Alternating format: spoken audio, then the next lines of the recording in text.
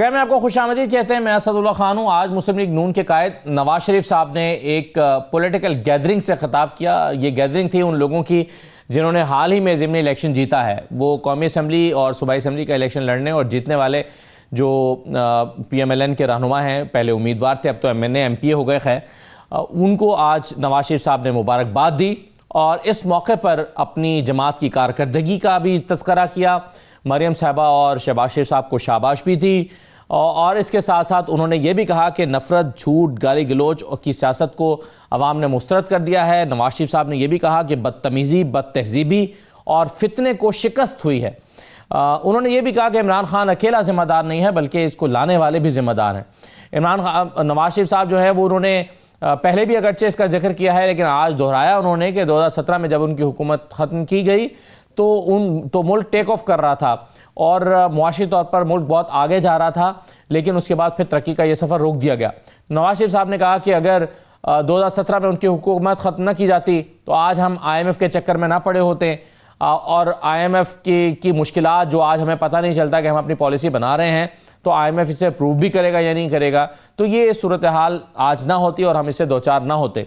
तो बहुत सारे शिकवे नवाज शरीफ साहब ने किए। नवाज शरीफ साहब ने 2017 को भी याद किया, अपनी कारकर्दगी का जिक्र भी किया और इस मौके पर मरियम नवाज साहिबा जो चीफ मिनिस्टर पंजाब हैं, उन्होंने भी इस बात पर खुशी का इजहार किया कि उनकी जमात में एक बड़ा रेवोल्यूशन आया है कि उनके कारकुनान जो हैं, उनके उम्मीदवार वो जीत गए और उन्होंने क्लीन स्वीप किया। 18 से लेकर 2022 तक पाकिस्तान में क्या होता रहा ये तो बताएंगे शौकत यूसुफजई साहब जो PTI के रहनुमा हैं और हमारे साथ मौजूद हैं। शौकत साहब खुशामदीद। हुज़ैफा रहमान साहब हमें ज्वाइन कर रहे हैं, वज़ीर मुमलिकत हैं। हुज़ैफा साहब बहुत शुक्रिया, आपको भी खुशामदीद कहते हैं। शौकत साहब बताइए, आज बड़े शिकवे किए हैं नवाज शरीफ साहब ने। वो कहते हैं कि 2018 से लेकर 2022 तक मुल्क में क्या होता रहा। आज जो IMF के चुंगल में है इसकी वजह तो PTI है और वो इस बात पर भी नाराज़ हैं कि इमरान खान ही नहीं बल्कि इमरान खान को लाने वाले भी जिम्मेदार हैं। शौकत साहब। बिस्मिल्लाहिर्रहमानिर्रहीम, बहुत शुक्रिया। देखिए, मैं तो सोच रहा था कि शायद कुछ समझ आ गई होगी इनको कि जो जिन हालात में इन्होंने सियासत की और जिन लोगों को की वजह से ये सफल हुए, मेरा ख्याल था कि इनको कुछ सबक मिल गया होगा। लेकिन देखें, वही पुरानी बात कि हमेशा से नवाज शरीफ साहब की हर 2-2.5 साल बाद हुकूमत ख़त्म हो जाती। तो क्या उस वक्त इमरान खान थे? उनकी हुकूमत क्यों खत्म की जाती है? करप्शन के नाम के ऊपर। कौन खत्म करता है ये भी आपको पता है। उनकी कौन सी काबिलियत के ऊपर ये हुकूमत बनी है? मतलब जो इलेक्शन जो हुआ है उसमें तो PTI जीती है, लेकिन हुकूमत शहबाज शरीफ साहब की है। तो ये कौन लेकर आए? तो कल इसका मुतालबा भी करेंगे कि जी ये भी ये हुआ है। मेरा ख्याल ये है कि हमें कोई सबक सीखना चाहिए, हमें आगे बढ़ना चाहिए, हमें सियासी स्पेस देना चाहिए सियासी लोगों को। आज सियासी लोगों के लिए स्पेस खत्म हो रहा है, स्पेशली PTI के लिए जो सबसे पॉपुलर जमात है। और उसके असरात क्या होंगे? देखें, ये आज भी मुझे बड़ी हैरत हो रही है कि ये करप्शन की बात कर रहे हैं। IMF की रिपोर्ट के मुताबिक 5300 अरब रुपए की करप्शन हुई है सिर्फ 2 सालों के अंदर, बदनवानी हुई है।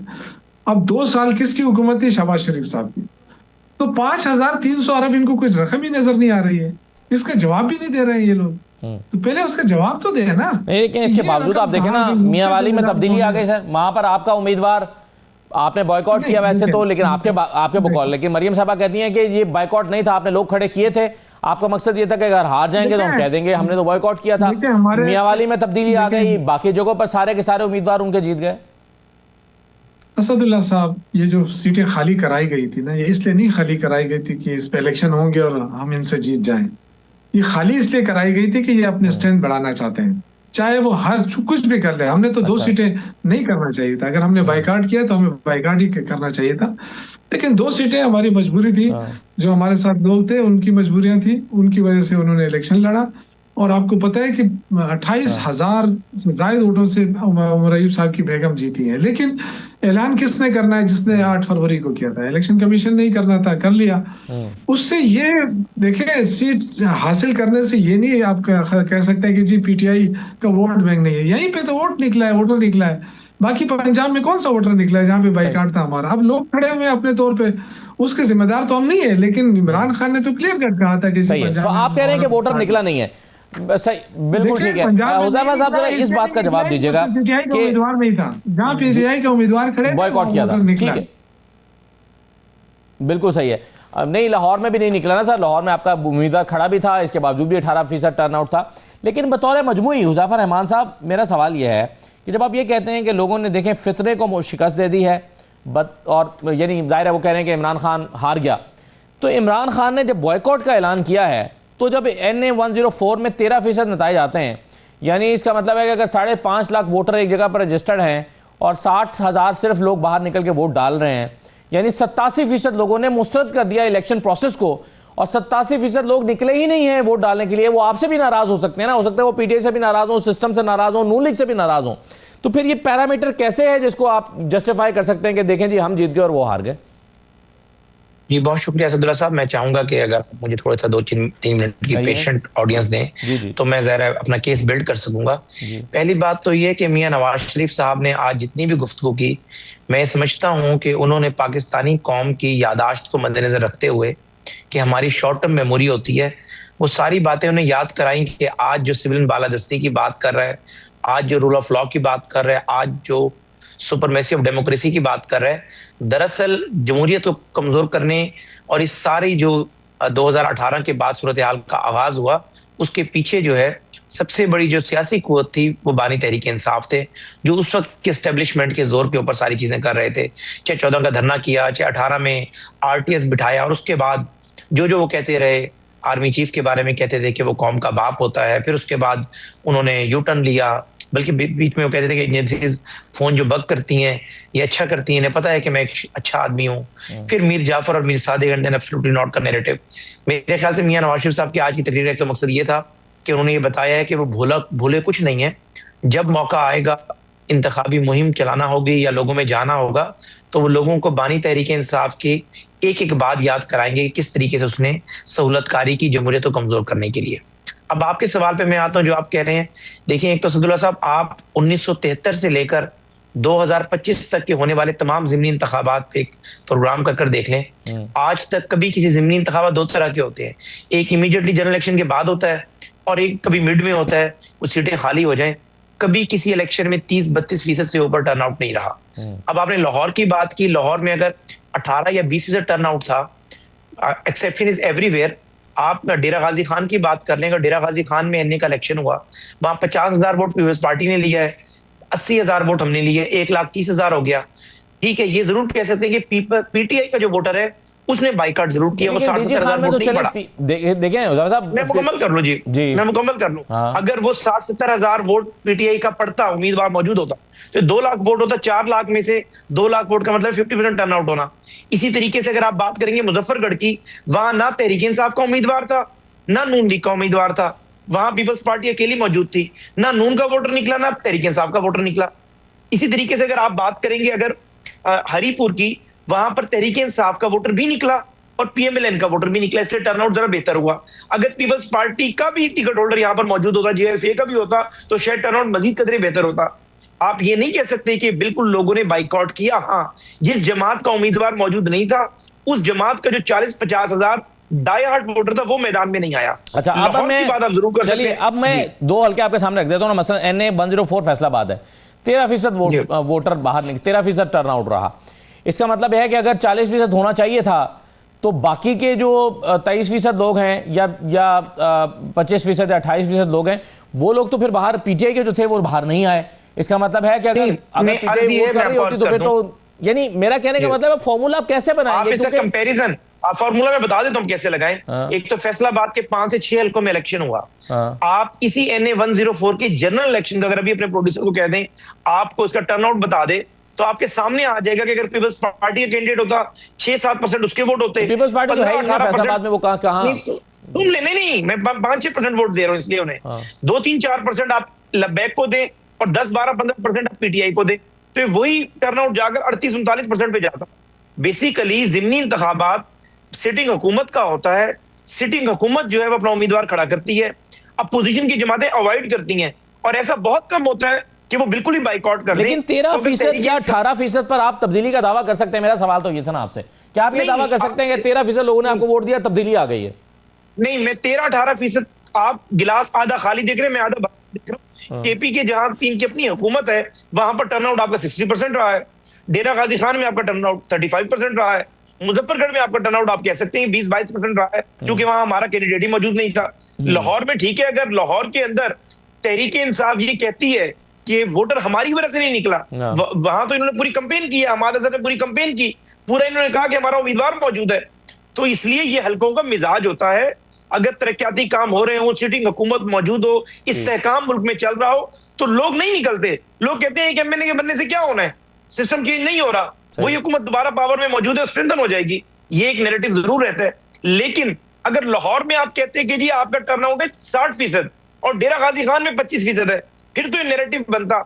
अगर तहरीक इंसाफ अपना उम्मीदवार खड़ा करने के बावजूद भी टर्नआउट 18-20 से ऊपर नहीं गया, इसका मतलब ये कि दलील नहीं है कि लोग तहरीक इंसाफ की वजह से बाहर नहीं निकले। इसकी वजह ये दलील जरूर हो सकती है कि लोग जो है इस मौके के ऊपर ज़िमनी इंतखाबात के हवाले से इतना इंटरेस्टेड नहीं थे। आपका बहुत शुक्रिया हुज़ैफा साहब, आपका भी, और शौकत साहब आपका भी। लेकिन जो सवाल शौकत साहब ने उठाया कि मुलाकातें क्यों नहीं होने दे रहे इमरान खान साहब से, इस सवाल को मैं अगले सेगमेंट के लिए ले जाता हूं और उसमें शामिल करूंगा 28वीं तरमीम का सवाल कि 28वीं तरमीम में आखिर क्या चीज़ें आ रही हैं। तो वज़ीर मुमलिकत बैरिस्टर अकील मलिक साहब मेरे साथ मौजूद होंगे। एक छोटे से ब्रेक के बाद वापस आते हैं।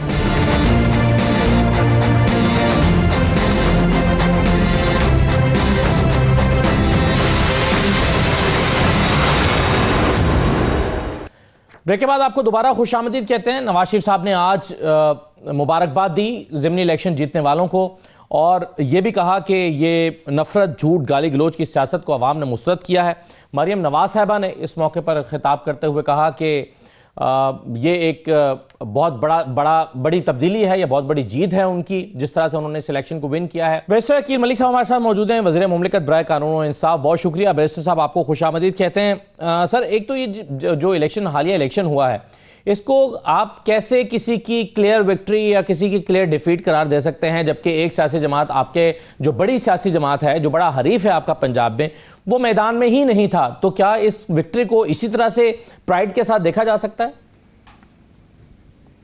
बिस्मिल्लाहिर्रहमानिर्रहीम। असदुल्ला साहब, बहुत बहुत शुक्रिया। देखिए, ये तो आपका देखने का नज़रिया है, या जिस नज़र से आप देख रहे हैं, ये तो आप कह रहे हैं कि शायद उस जमात ने ऑफिशियली अनऑफिशियली आधा तीतर आधा बटेर वाली जो एक सूरत हाल थी वो इख्तियार की हुई थी। उनके कैंडिडेट्स ऑफिशियली तो चले नहीं थे, लेकिन आपने देखा कि जहाँ जहाँ अपनी तकरीरों का आगाज़ इय्याक नअबुदु व इय्याक नस्तईन से, और फिर उसके साथ इमरान खान की तस्वीरें, फिर वो 2-3 रंग जो उनके लाल और हरा जो जमात के झंडे के रंग हैं, वो तमाम तर रंग तो मौजूद थे, बैनर्स पे भी मौजूद थे, पोस्टर्स पे भी मौजूद थे। आज इसका डिटेल प्रेसर जो है राना सिकंदर हयात साहब ने किया है, और आपके एक सहाफ़ी भाई हैं, उनको वाज़ेह तौर पे विद प्रूफ तस्वीरों के साथ उन्होंने दिखाया है, और उन्होंने कहा है कि ये आप देखिए, आप कहते हैं कि पीटीआई ने जो है या तहरीक इंसाफ के कैंडिडेट्स मौजूद नहीं थे, चलें ये बात तो आपकी मान लेते हैं, उनके कैंडिडेट्स मौजूद नहीं थे। ये जो लोग खड़े हैं, जो उनकी जमात के बैक्ड हैं, जिनके बैनर्स, जिनका एक जो मटेरियल इस्तेमाल हुआ, ब्रांडिंग मटेरियल, ये तो वहाँ पे मौजूद है। अब अगर हर किसी ने बॉयकॉट किया और जमात ने बॉयकॉट किया असद साहब, तो मुझे ये बताएं कि जमात का सेक्रेटरी जनरल, साबका सेक्रेटरी जनरल और साबका लीडर ऑफ द ऑपोजिशन, कायदे हिज़्ब इख्तिलाफ, वो उसने तो अपनी जमात के ऑर्डर्स वायलेट किए, उसने तो बॉयकॉट नहीं किया। इसी तरह उसी जमात का अपना मिनिस्टर ऑफ फाइनेंस साबका, उसने तो बिल्कुल हिस्सा लिया लाहौर NA 129 पे, और वो बिल्कुल उसने इलेक्शन लड़ा। तो कहने का मकसद ये है कि ये जो एक डबल पॉलिसी है ना, दोगली पॉलिसी जिसे आम फहम में कहा जाता है, या डबल स्टैंडर्ड्स, ये नहीं होने चाहिए। तो अल्हम्दुलिल्लाह बिल्कुल वजीर आला ने और नवाज शरीफ साहब ने बिल्कुल ठीक कहा कि झूठ का, फरेब का, और जिस बयानिए का कहा जाता था कि वो आसमानों को छू रहा है, वाकईतन वो जमीन बोझ हो चुका है। लेकिन अगर आपकी जमात सर बहुत मकबूल है, हो गई है अपनी कारकर्दगी की बुनियाद पे, तो बैरिस्टर साहब फिर ये जो आपने कहा कि मेरा देखने का नजरिया है, अगर मेरा देखने का नजरिया है तो मगर मेरे सामने तो फैक्ट्स भी है ना। NA 104 फैसलाबाद में 13% टर्नआउट रहा है, साहिवाल में 21% टर्नआउट रहा है, लाहौर में 18% टर्नआउट रहा है, NA 96 फैसलाबाद में 26% टर्नआउट रहा है। तो आप ये 13%, 18% टर्नआउट, तो आप नहीं देखते कि लोगों की दिलचस्पी इस सिलेक्शन में कितनी रही? आप दुरुस्त कह रहे हैं, बाय इलेक्शन में हमेशा इसी तरह होता है, टर्नआउट रिलेटिवली कम होता है। पाकिस्तान की अगर जनरली भी अगर बात की जाए तो मैं समझता हूँ कि 40 से 50% के दरमियान ही टर्नआउट है। अगर पिछले इलेक्शंस भी उठा के देख लें, ओवरऑल एक अगर मुख्तलिफ कंस्टिट्यूंसीज को देखें, मैंने तो खुद बाई इलेक्शन कंटेस्ट किया 2018 का, और मुझे याद है उस टाइम 2 महीने हुए थे पाकिस्तान तहरीक इंसाफ की हुकूमत बने, और 46% गालिबन जनरल इलेक्शन में उस वक़्त था या 47% था टर्नआउट, और उसके बाद जब बाई इलेक्शन हुआ तो 22 के 23% वो उस टाइम रह गया। तो जनरली स्पीकिंग लोगों का जो एक रुझान होता है, जो एक तवज्जो होती है, वो जनरल इलेक्शन के बाद बाई इलेक्शंस में या ज़िमनी इंतखाबात में उस लेवल की नहीं होती। लोग बिल्कुल ज़रूर निकले, लोगों ने बिल्कुल सपोर्ट किया, और लोगों ने बिल्कुल जो है अपनी मोहब्बत का भी इजहार किया, उन्होंने तरक्की को वोट किया, उन्होंने खुशहाली को वोट दिया। और ऐसे सूबे में जिसमें 13-14 साल से इनकी हुकूमत है, वहाँ पे भी अगर आप देखें तो इतना बड़ा अपसेट हुआ, जो क्योंकि मेरा तो हल्का बिल्कुल उसके साथ मुल्का है, मैं तो बिल्कुल उसके बॉर्डर पे होता हूँ, और वहाँ पे बिल्कुल मैंने देखा कि अवाम का यकसर ही जो मूड है वो तब्दील हुआ। और वो इसलिए हुआ कि अवाम ने देखा कि ये कारकर्दगी के सिर्फ नारे ही थे, ये दावे थे, ये बुलंद बांक जो है नारेबाजी थी, जिससे हमारा पेट तो नहीं भर रहा, जिससे हमारे एरिए को, हमारे हल्के को खुशहाली या तरक्की तो नहीं मिल रही, सूबा तो बहुत दूर की बात। तो ये चीज़ें देखी और इस चीज़ का इदराक हुआ लोगों को, और उन्होंने तब्दीली को वोट दिया। राइट। वैसे साहब ये बताइए कि 28वीं तरमीम का आजकल बड़ा चर्चा हो रहा है, 28वीं तरमीम पर बाकायदा काम शुरू हो गया है?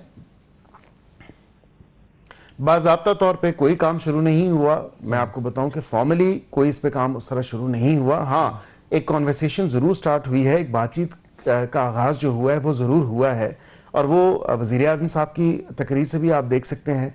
140A के ऊपर जब उन्होंने on the floor the house बात की, दीगर जो इशूज़ हैं वो, और वक्तन फ़वक्तन गाए बगैर वो ये कहते रहे कि सूबों की खुद मुख्तारी बिल्कुल होनी चाहिए, सूबों की जो मजबूती है वो बिल्कुल होनी चाहिए, हम सब उसके साथ हैं, लेकिन वफाक को भी मजबूत हमें करना है, और वफाक को भी मजबूत बनाना है। तो ये एक बैलेंसिंग एक्ट होगा जिसकी ज़रूरत है, चाहे वो NFC की मीटिंग, क्योंकि अब अगले माह जो है एक्सपेक्टेड है वो होनी है, उसकी कुछ गालबन तारीख भी आ चुकी है, तो शायद कोई मैकेनिज्म वहाँ पे तय हो। उसके अलावा एजुकेशन, पॉपुलेशन, दीगर जो इश्यूज हैं जिनको एक फेडरल लेंस से भी देखना चाहिए। तो मैं समझता हूँ कि जब तक एक पॉलिटिकल कंसेंसस नहीं होगा, ब्रॉड बेस्ड कंसेंसस डेवलप नहीं हो सकता असद साहब, ये मुश्किल होगा और नामुमकिन होगा कि आप किसी भी किस्म की आईनी तरमीम लेके आए। बड़ा इत्तेहादी पीपल्स पार्टी है, पीपल्स पार्टी अगर ना हो किसी किस्म की आईनी तरमीम नहीं हो सकती।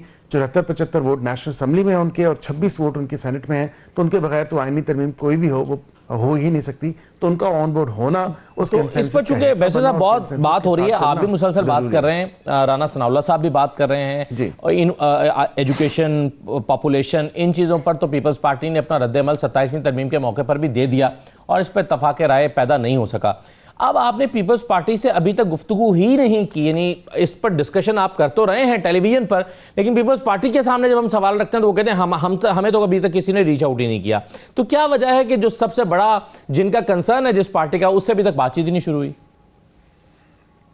नहीं, आप बिल्कुल दुरुस्त कह रहे हैं कि ये वही 2-3 सब्जेक्ट्स हैं या 2-3 उसके जो पॉइंट्स हैं वो 27वीं में भी डिस्कस हुए, लेकिन उस वक्त नहीं हो सके। आई थिंक एक बैठ के जो मैं ये कहता हूँ कि कॉन्वर्सेशन का आगाज़ हुआ है या बातचीत की शुरुआत हुई है, तो ये एक अच्छा स्टेप है। It's a step in the positive direction.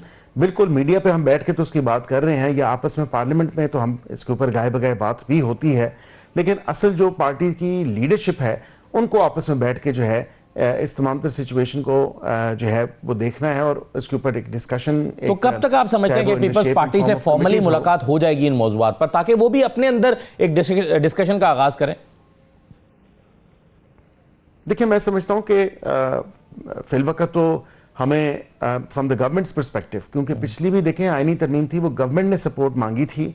अब इस पर भी पहले तो हमें अपने जो है ना अंदर बैठना है, उन पॉइंट्स को देखना है कि वाक़तन हम फलां पॉइंट्स जो हैं एजुकेशन के हवाले से, पॉपुलेशन के हवाले से क्या स्ट्रक्चर्स हैं, मतलब एक्सपर्ट्स के साथ आप बैठें और देखें कि क्या बेहतरी लाई जा सकती है एक सिंगल नेशनल करिकुलम के हवाले से, उसके नफाज के हवाले से, इसी तरह पॉपुलेशन कंट्रोल के हवाले से क्या इक़दाम उठाए जा सकते हैं जो एक्सपर्ट्स आपको बता सकते हैं।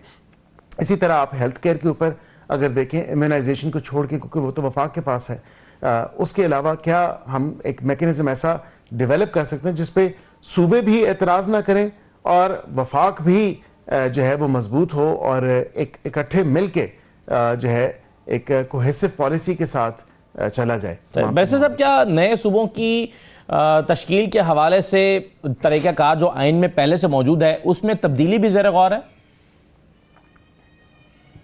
देखिए, मैं अभी इस पे हतमी तौर पे तो कुछ आपको हाँ या ना में जवाब नहीं दे सकता, और उसकी वजह यह है कि ये एक बड़ी डिटेल्ड कॉन्वर्सेशन है। मुख्तलिफ टीवी चैनल्स पे, मुख्तलिफ प्रोग्राम्स में, मुख्तलिफ जो फोरम्स हैं वहाँ पे ये बिल्कुल बातचीत होती है कि बेहतर मैनेजमेंट या बेहतर गवर्नेंस के लिए आपको जो है एडमिनिस्ट्रेटिव यूनिट्स एक आइडिया है, और ये आइडिया जो है मुख्तलिफ लोग फ्लोट करते हैं। लोग से मुराद कई सियासी जमातें हैं, उन्होंने भी फ्लोट की, कई जो हैं स्कॉलर्स हैं उन्होंने भी फ्लोट किया। तो मैंने तो ये सुनी है बातें जो मैंने मुख्तलिफ इवेंट्स में या मुख्तलिफ टीवी शोज़ में जो बातें हुई। मेरे ख्याल से मेरा अपना एक ज़ाती व्यू है, बिल्कुल एक बेहतर मैनेजमेंट के लिए आपको उसको देखना चाहिए।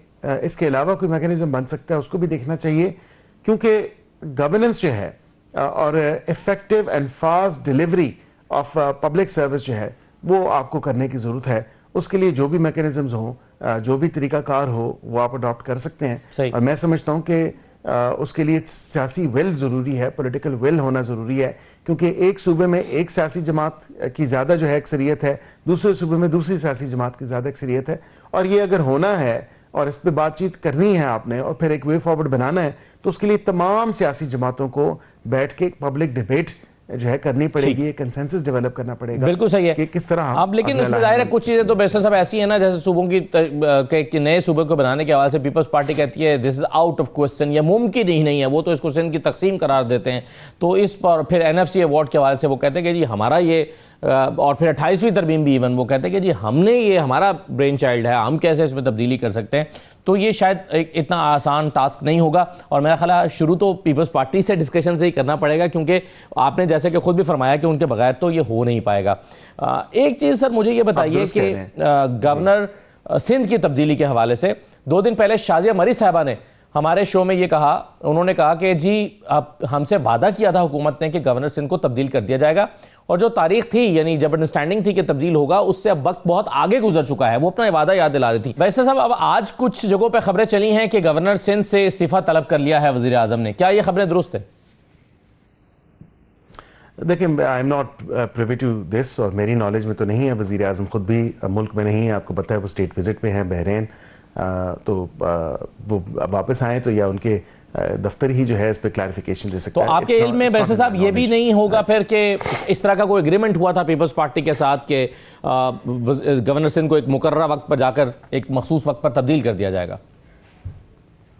देखिए, एग्रीमेंट हमारा काफ़ी चीज़ों पे हुआ है, और एग्रीमेंट इसी हवाले से है कि हमने मिलजुल के आगे किस तरह चलना है, आगे किस तरह बढ़ना है, मुल्क को इस्तेहकाम दिलाना है, मुल्क की तरक्की के लिए हमने क्या इकदाम उठाने हैं। लेकिन गवर्नर का तब्दीली तो इसका तो मुल्क की तरक्की से या उससे कोई ताल्लुक नहीं है ना, ये तो आपकी पॉलिटिकल। मैं उसी पे ही आ रहा हूँ, मैं उसी पे ही आ रहा हूँ। जो पॉलिटिकल अरेंजमेंट है उसमें कह लें कि एक पावर शेयरिंग फार्मूला भी है, जो कि कोई ढकी छुपी बात नहीं है। जाहिर बात है कि वो काबीना का हिस्सा नहीं है, लेकिन तमाम तर कॉन्स्टिट्यूशनल पोजीशंस पे वो हैं, व्हिच इज अ फैक्ट।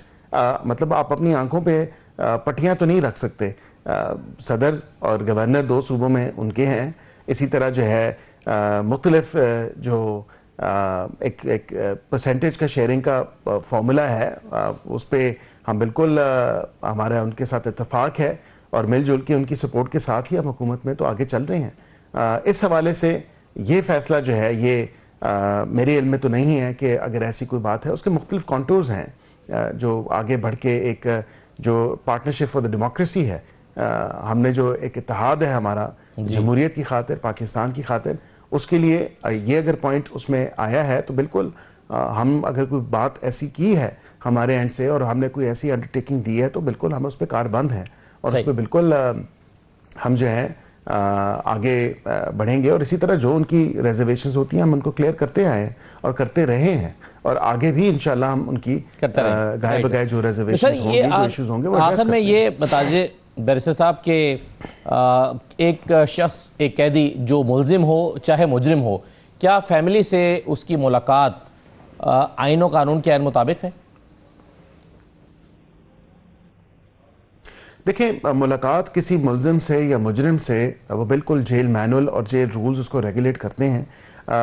बिल्कुल हतमी जो फैसला होता है और जो प्रोरोगेटिव है वो जेल सुपरिटेंडेंट का होता है। अगर वो देखे कि बाकी इनमेट्स की सेफ्टी एंड सिक्योरिटी जो है एट पेरिल है, एट रिस्क है, तो वो बिल्कुल मुलाकात के शेड्यूल को ऑल्टर भी कर सकता है, अमेंड भी कर सकता है, उसको कैंसिल भी कर सकता है।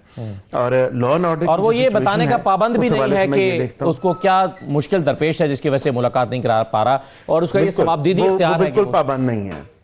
अच्छा, बिल्कुल, ये आप दुरुस्त कह रहे हैं, उसका सवाबदीदी इख्तियार है, वो बिल्कुल पाबंद नहीं है। हाँ, अगर वो बताना चाहे तो वो बता सकता है कि आपने बाहर जो एक लॉ एंड ऑर्डर की सिचुएशन क्रिएट की हुई है, इस हवाले से तो बिल्कुल मुलाकात नहीं हो सकती। क्योंकि देखें ना, सिर्फ एक फर्द वाहिद वहाँ पे नहीं है, वहाँ पे कई और इनमेट्स हैं, वहाँ पे कई और कैदी हैं, मुलजिम हैं, मुजरिम हैं, जो वाक़तन वहाँ पे अपने मुख्तलिफ केसेस में हैं। अगर एक फर्द वाहिद या एक शख्स की खातिर आप बाकी दीगर लोगों की सेफ्टी और सिक्योरिटी को लेकिन इसमें साहब, तो ये भी तो मुनासिब बात ज़ाहिर है। हम इमरान खान साहब की बात कर रहे हैं ना, उनकी बहनें हैं 3 और पहले भी 2 साल से 1.5 साल फैमिली को मुलाकात उनकी मुलाकातें होना चाहिए। मैं तो आपके साथ हूं उनकी इस बात मुलाकातें सर होती रही है ना, उससे तो कोई सेफ्टी और सिक्योरिटी कॉम्प्रोमाइज किसी कैदी की नहीं हो। और बहनों से क्या खदशा हो सकता है किसी और कैदी को? तो ये आर्गुमेंट आप कैसे इसको सेल करेंगे?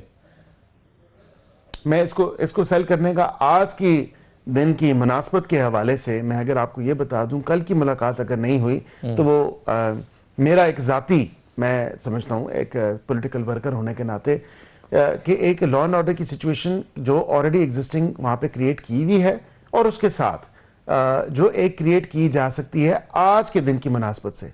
मुझे तारीख, लेकिन ये तो 1 महीने से मुलाकात नहीं हो रही ना सर, तारीख बताने की जरूरत नहीं है जी। नहीं, वो मैं आपको यही बता रहा हूँ ना कि कम से कम ये हुकूमत की और स्टेट की भी एक जिम्मेदारी है कि वो अपने शहरियों के जान माल के तहफ़्फ़ुज़ को यकीनी बनाए।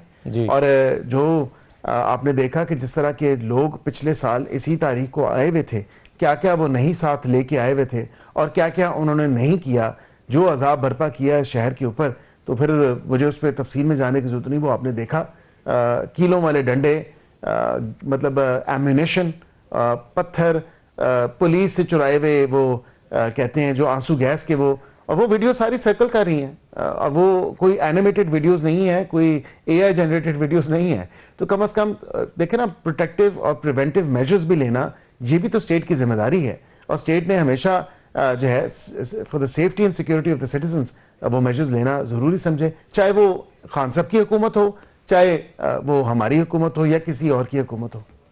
सही, बहुत शुक्रिया बैरिस्टर अकील मलिक साहब प्रोग्राम में शिरकत करने के लिए। वज़ीर मुमलिकत बराए कानून व इंसाफ बैरिस्टर अकील मलिक हमारे साथ मौजूद थे। एक छोटा सा ब्रेक लेते हैं, ब्रेक के बाद वापस आएंगे। पाकिस्तान नेवी ने एंटी शिप बैलिस्टिक मिसाइल का कामयाब तजर्बा किया है और ये बड़ी अहमियत का हामिल तजर्बा है।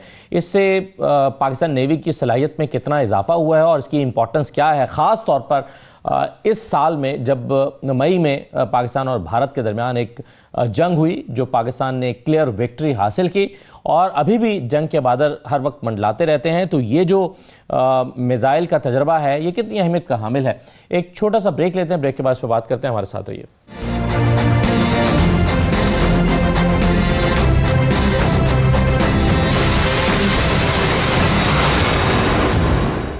ब्रेक के बाद आपको दोबारा खुशामदीद कहते हैं। पाकिस्तान नेवी ने एंटी शिप बैलिस्टिक मिसाइल का कामयाब तजर्बा किया है। Anti ship ballistic missile Pakistan ने खुद तैयार किया है। ये कल ISPR की जो एक प्रेस रिलीज आई उसमें तो हमें कुछ तफसीलात इसमें हासिल हुई। जदीद वेपन सिस्टम इंतहाई दुरुस्ती के साथ समंदरी और ज़मीनी अहदाफ को निशाना बनाने की सलाहियत रखता है।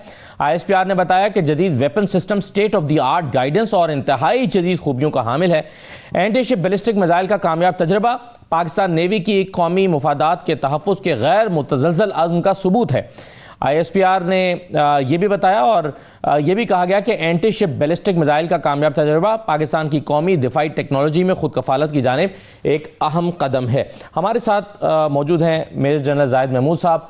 बहुत शुक्रिया सर, खुश आमदीद आपको। ये जो पाकिस्तान ने एंटी शिप बैलिस्टिक मिसाइल का तजर्बा किया है कितनी अहमियत का हामिल है सर मौजूदा हालात में? जी sir, thank you very much for the invite. देखिए, एज फार एज अहमियत की जो आपने बात की है, ये बड़ा स्ट्रेट अवे मैसेजिंग है टू ऑल दोज थ्रेट्स जो पाकिस्तान के खिलाफ जनरेट हो रही है, और खासतौर पे हमने माजी करीब में जो थ्रेट्स देखी हैं which are coming from the eastern neighbour India की तरफ से, और वो बार बार जिक्र करते हैं, वो समझते हैं कि पाकिस्तान का सॉफ्ट है रिस्पांस नेवल डोमेन में, जो हमारी नेवल पॉलिसी है शायद वो सॉफ्ट लगती है। तो आई थिंक इस तजर्बे का होना नेवल एसेट्स के जरिए अटैक आई मीन कैपेबल होना एंटी वॉरशिप्स एंड एंटी और ग्राउंड टारगेट्स भी ये ले सकते हैं, तो ये बड़ा क्लियर स्ट्रेटेजिक मैसेजिंग है कि आप जिस डोमेन में जाएंगे across all spectrum you will find response. और इंडिजिनसली डेवलप्ड एक इक्विपमेंट है जिसकी avionics is for better and greater, जो किसी भी डिफेंसिव सिस्टम को इवेट कर सकती है, उसमें से गो थ्रू करके अपने अहदाफ को ले सकती है। तो बड़ा क्लियर स्ट्रेटेजिक मैसेजिंग है, और ये ऑल्सो रिफ्लेक्ट करता है पाकिस्तान की इंडिजनाइजेशन का, पाकिस्तान की कैपेबिलिटीज का, कैपेसिटीज का, कि Pakistan is no more a country जो डिपेंडेंट रहेगी बाहर की सपोर्ट के ऊपर और उस वक्त तक अपना रिस्पॉन्स नहीं जनरेट कर सकेगी। तो स्ट्रेटेजिक ऑटोनॉमी के लिए असद साहब, स्ट्रेटेजिक ऑटोनमस मिलिट्री ऑपरेशंस के लिए, मिलिट्री पॉलिसी के एप्लीकेशन के लिए, I think this is a great message to all those who wants to have application against Pakistan. तो इससे स्ट्रेंथ में कितना इजाफा हुआ सर? हम जाहिर है अपने ईस्टर्न नेबर के साथ कंपैरिजन कर रहे हैं, तो क्या उनके पास ये ऑलरेडी स्ट्रेंथ मौजूद है, और पाकिस्तान ने अगर ये स्ट्रेंथ हासिल की है, और आपने बताया कि अपने ऑन पर किया है, ये खुद अपनी सलाहियत हमने डेवलप की है, तो ये कितनी बड़ी कामयाबी है? I think it's a huge मैंने जैसे बताया ना, स्ट्रेटेजिक ऑटोनॉमी बड़ी इंपॉर्टेंट चीज होती है, आप डिपेंडेंस नहीं होते। पाकिस्तान ने पास्ट में भी एक्सपेरिमेंट किया है, पास्ट में हमारे कुछ तजर्बात ऐसे तल्ख रहे हैं, कुछ हकीकतें भी है जिसपे स्ट्रिंग अटैच हो जाते हैं जो आपको सपोर्ट आती है जी। तो पाकिस्तान का जो मिसाइल प्रोग्राम है जी, तीनों टेक्टिकल ऑपरेशन लेवल पे, आई थिंक इसका तो प्रूफ आपने देख भी लिया होगा, जो 4 दिन की एस्केलेशन हुई है, तो आपने entirely you have brought embarrassment on to Indian military. तो रिस्पांस पूरी दुनिया ने देख लिया, इसलिए आप देख रहे हैं कि जो टेक्नोलॉजिकल एडवांसेस हैं पाकिस्तान की, उसने न सिर्फ इंटरनेशनल ऑडियंस को, रीजनल ऑडियंस को, बल्कि कई डोमेस्टिक ऑडियंस को भी सरप्राइज किया है जी। जो लोग पाकिस्तान के अंदर भी इस पाकिस्तान के डिफेंस की जो प्रोग्रेशन हो चुकी है, जो डेवलपमेंट आगे चली गई है, क्योंकि एक बड़ा क्रिस्टल क्लियर और ऑब्जेक्टिव प्रोग्राम्स है जी पाकिस्तान के, चाहे वो मिसाइल्स की डोमेन में हो, चाहे बाकी किसी डोमेन में भी हो। तो इसलिए मैं कहता हूँ across all spectrums of war Pakistan ने बहुत एडवांस किया है, और ये जो मॉडर्न सिस्टम आया है जी, बड़ा बूस्ट करता था इंडिया अपने सिस्टम्स पे, डिफेंसिव सिस्टम्स के अंदर। जिस तरह पास्ट में वो ब्रीच हुए, ये सिस्टम ही पूरी सलाहियत रखता है उसको ब्रीच करने की जी।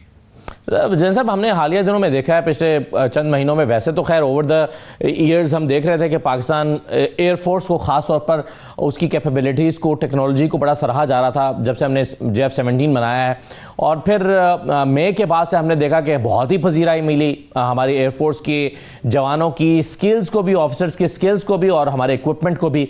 अब ये जो एक नई चीज़ जिसकी हम बात कर रहे हैं, एंटी शिप बैलिस्टिक मिसाइल, जिसका हमने अपनी सलाहियत खुद हमने इसको डेवलप किया है, तो आपके ख्याल में पाकिस्तान फोर्सेस की कदरों मंजिल जो है वो कितनी बढ़ेगी? क्योंकि अभी दुबई एयर शो में हम देख रहे थे कि JF-17 को जिस तरह से देखा गया और जिस तरह से पजीराई मिली है, तो ये उसमें किस तरह से इजाफा करेगा? देखिए असद साहब, पाकिस्तान अब उन कंट्रीज में शामिल है जो वॉर टेस्टेड वेपन्स लोगों ने देख लिए हैं जी। That reflected the professionalism of Pakistan military, accuracy or effectiveness our weapon systems or effectiveness of our collaboration with our friendly countries। तो ये बहुत बड़ा मैसेज होता है जी। आपने देखा होगा अभी आज, I don't know how true it is, I have heard के आर्मीनिया ने अपनी जो तेजा की, उनकी जो डील हुई थी 12 जहाजों की, वो प्रोबेबली आज कैंसिल की है जी उसको, या they have stopped it। तो that is because of the performance professional military जो है।